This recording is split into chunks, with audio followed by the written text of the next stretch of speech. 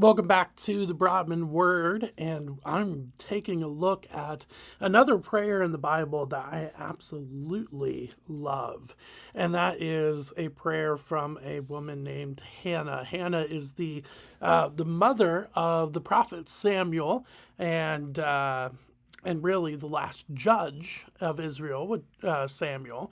And so turn to First Samuel chapter 2. First Samuel chapter 2, we're going to be looking at verses 1 through 11, or this prayer from Hannah.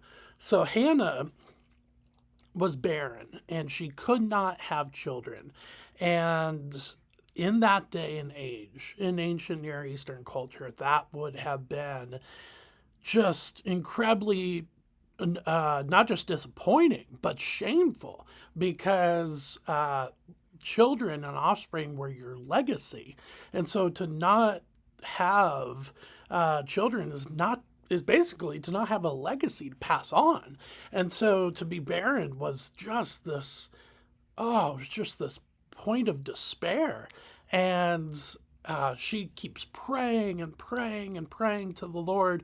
Well, the Lord hears her prayers, and in His timing, gives her a son whose name is Samuel. She prays to the Lord that if she has this child, that she would give the child to the Lord. And so Samuel goes to the temple or sorry, not the temple, sorry, because the temple's until Solomon, but he goes to the tabernacle, and he is with the priest at that time, and he is really watching over the worship to the Lord. And this prayer is on the end of that. So Samuel's dedication to the Lord happens, and then Hannah's prayer is meant to be thought of once he's dedicated to the Lord. And so, in a way, it's this prayer of thanks, it's this prayer of praise, and all to the Lord for what he has done for her. So, 1 Samuel chapter 2, we are going to look at verses 1 through 11 again. So let's start with verse 1. And Hannah prayed and said, "My heart exalts in the Lord, my horn is exalted in the Lord.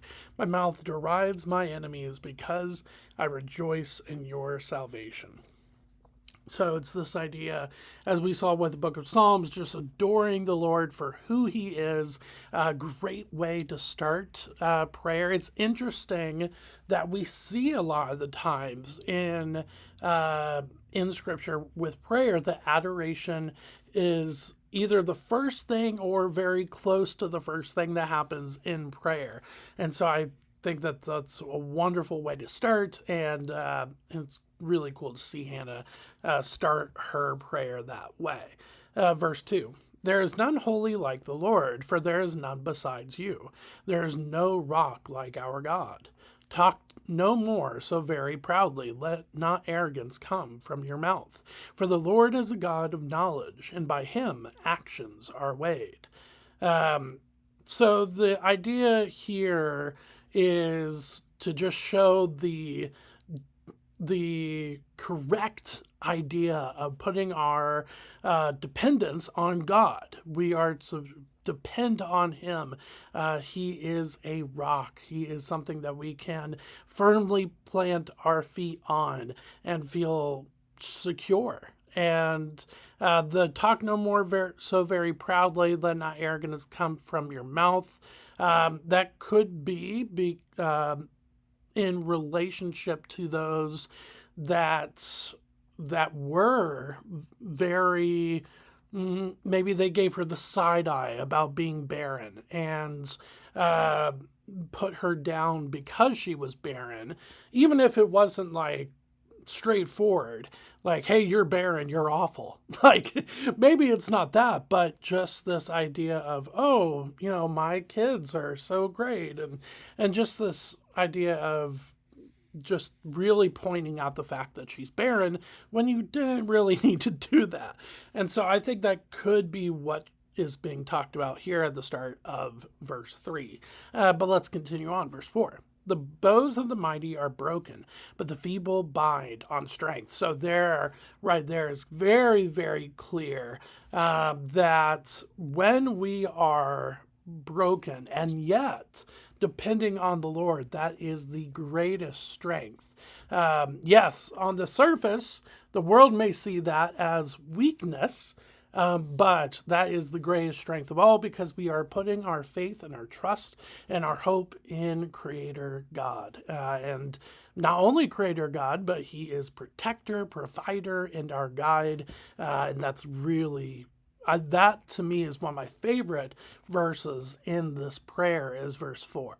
But let's continue on. Verse 5. Those who were full have hired themselves out for bread, but those who were hungry have ceased to hunger. The barren has borne 7, but she who has many children is forlorn. So there is just kind of the whole idea with verse 4, but a little bit more specific examples.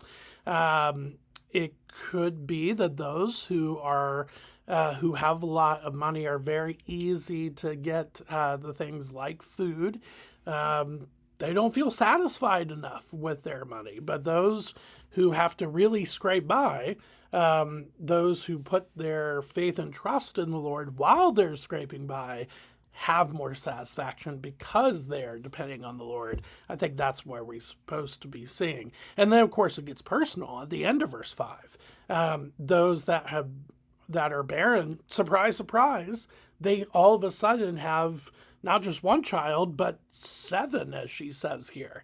That whole idea of born 7, it's not like she picks that number out of a hat. That just means, now it could mean the actual number 7, but I think here it's this idea of she used to be barren, but no longer. That number 7 is thought of for completeness or completion. And so I think that is really what's going on there. Whereas those who have many children is forlorn. They just have put their priorities in the wrong place. Verse 6. The Lord kills and brings to life. He brings down to Sheol and raises up. God is sovereign in all situations. He is in charge. Verse 7. The Lord makes poor and makes rich. He brings low and he exalts. He raises up the poor from the dust. He lifts the needy from the ash heap to make them sit with princes and inherit a seat of honor. For the pillars of the earth are the Lord's, and on them he has set the world. The Lord is in control of every single thing that goes on, whether it is a king or whether it is a king or queen, prince or princess, whoever is in charge, to the setting of the world. I love how that is said, the idea that he is creator. And so I think that is really, really cool, but not just creator, but he is sustainer as well. Verse 9. He will guard the feet of his faithful ones, but the wicked shall be cut off in darkness. For not by might shall a man prevail. The adversaries of the Lord shall be broken to pieces. Against them he will thunder in heaven. The Lord will judge the ends of the earth. He will give strength to his king and exalt the horn of his anointed. The Lord, yes, he is merciful, but he's also a God of justice. He also has a standard. And thankfully, since his standard is perfection, thankfully he has sent his son, Jesus Christ, to take on that penalty that we deserve through the cross and then proclaim victory over death, over sin and death with the resurrection. And great reminder for sure. And then verse 11. Then Elkanah went home to Ramah, and the boy was ministering to the Lord in the presence of Eli the priest. So it's really, really cool with how this all ends up. So yes, there's this great prayer, and she has she has allowed, not allowed, but she's given her son Samuel to the service of the Lord. Well, guess what? There's no assurance that she could have more children. Can she, now that she's no longer barren? Possibly, but it could be that this is the only child that the Lord has for her. And yet, she is satisfied in that, according to her prayer. She is satisfied in that because she trusts in the Lord. She depends on Him, not only for the birth of Samuel, but for everything that comes after that. And I love how this all ends. So go down to um, go down to verse 21. So verse 21 of 1 Samuel chapter 2, love this. Indeed, the Lord visited Hannah, and she conceived and bore 3 sons and 2 daughters. And the boy Samuel grew in the presence of the Lord. It's not entirely clear if the 3 sons are after Samuel or if they include Samuel, but regardless, it is awesome to see that she gives birth to, whether it be 5 children or 6 children. If you say that Samuel is separate to the 3 sons and 2 daughters, it is really cool to see how, yes, she depended on the Lord, but she wasn't given this idea that, hey, if I give birth to Samuel and give him up to service to the Lord, that I will be given more children. That was not the case. And yet the Lord rewards her based on her faith, based on her dependence on Him, or her trust on Him. And that is a beautiful, beautiful thing. But here's the cool part. If she didn't give birth to any other children, God would still be worth her trust and her faith and her dependence, because He hears her prayers. He is faithful. He is just. He is gracious. He is merciful. He is all those things. And it is truly one of my favorite prayers in Scripture, is the prayer of Hannah. So thanks for spending a little bit of time with me today. We will go back to the Gospel of Matthew next week. We will be taking apart the Sermon on the Mount. So do not miss that. We will start that on Tuesday of next week. But thanks for spending a little bit of time with me today. I will see you next week. Thanks.